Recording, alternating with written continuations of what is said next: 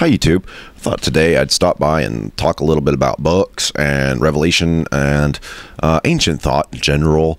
I think first, let's start with books. I just went to my local used bookstore, picked up a couple books by Elaine Pagels. I got The Secret Gospel of Thomas and the Gnostic Gospels for $7.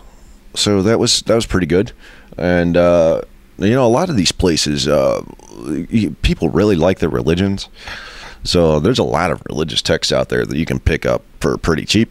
I picked up this massive Greek, Hebrew, and Chaldean concordance. It's been, I don't know, 6 months ago, I guess now, but for like $3.50 at a thrift store. And it's huge. It's bigger than this text, which this text I got online. I did not get this one on the cheap. This one is the Pre-Nicene New Testament, Robert M. Price.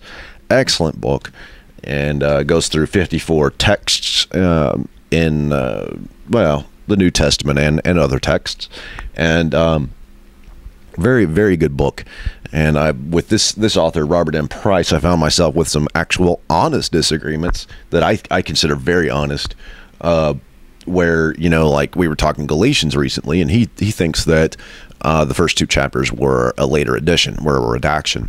I think it's a vision, but I think the argument can be made the other way, that it's actually an addition as well, because the Marcionite version of Galatians comes through Tertullian. That's only 70, 80 years after the Marcionite version was written. So, and it's gone through a lot of hands since then. So that's books. Let's see, Revelation. Just recently put out that video on Revelation 12, and that's something I've been holding in my pocket for quite a while.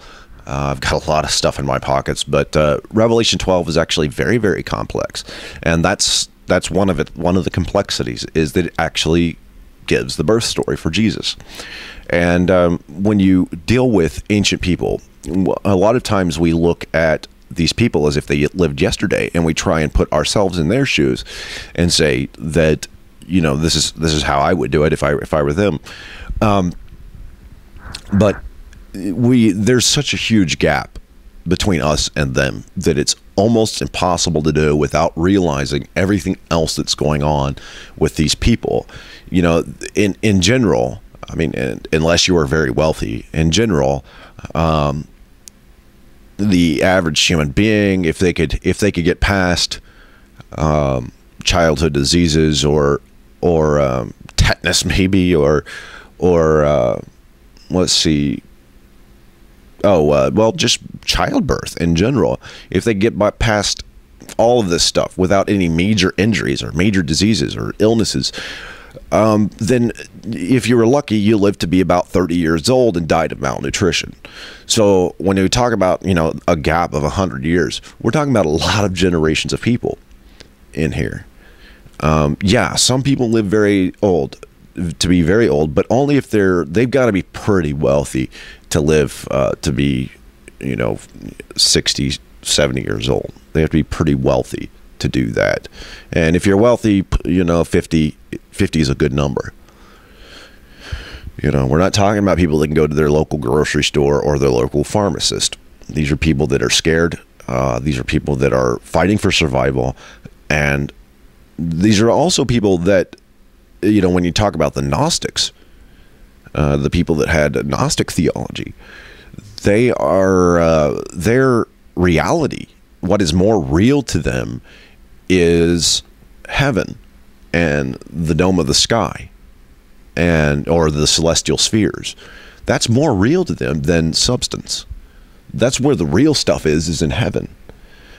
So, I mean, it's opposite land when you talk about the people in the ancient world. And I use Pliny the Elder quite often as an example, because Pliny the Elder was a brilliant guy. You can tell by reading his book that he's a pretty smart guy, but he doesn't know anything. He knows virtually nothing, and what he doesn't know, he fills with metaphor. So, I mean, the gap is just truly massive. It's truly, truly massive. And there are some very smart, very intelligent ancient people there. They just don't know what we know today. They just don't. And so there's this huge gap in the knowledge between what we have and what they have. And you can't really put them in yesterday and say, hey, well, you know, what would I do if I were them? Unless you go through all the other crap that they're having to deal with, because it's a totally different world.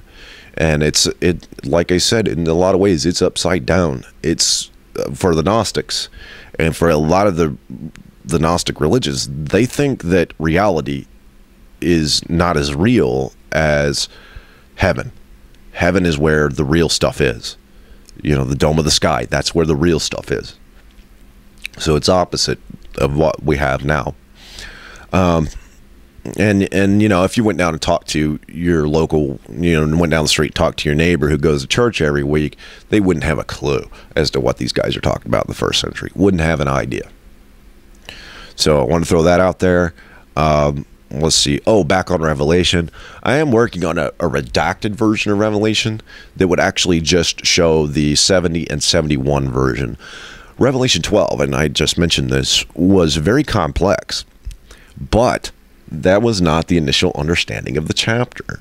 And the initial understanding looks very close to the final understanding of that chapter.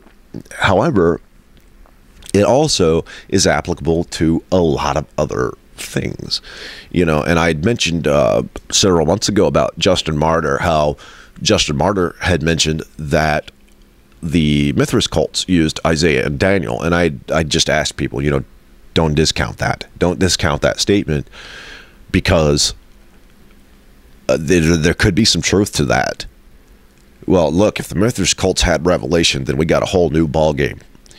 And I want to throw that out there, because what I'm seeing from Mithras cults is that it's beginning to line up with my stuff, and I don't want that, obviously, because I don't want to deal with the Mithras cults. I'd rather just deal with Christianity. But I am working on a 70-71 redaction, and I will put that out there in some way. I don't know how I'm going to do that exactly, but going through all of the allegories, there were some things that were obviously put in later, like Vesuvius reference, and when you pull out the Vesuvius reference, well, other things follow. That there are other things that get pulled out with it, and then you have to find out, does it make any sense or not? And it does. So, and I mean, the initial book of the Revelation only had 7 seals and 3 woes. That's all it had, you know. And then the later books had 7 seals, 7 trumpets, and then 7 bowls, and 3 woes are kind of torn up in there a little bit. And you know, it's not this thing was redacted so many times that it's ridiculous. But I'm going to try and put out a version of basically the original. It'll be 2 versions. The very first version that I can pick out of this, and the very second version, which I think was written by the same author, and it'll be color coded with notes and all that stuff. So so that you'll be able to see the first version, reading just the first version, or you can read the first and second version where he comes back and just redacts it. Oh, and one other thing about that, there's no introduction to that. There's no introduction to it at all.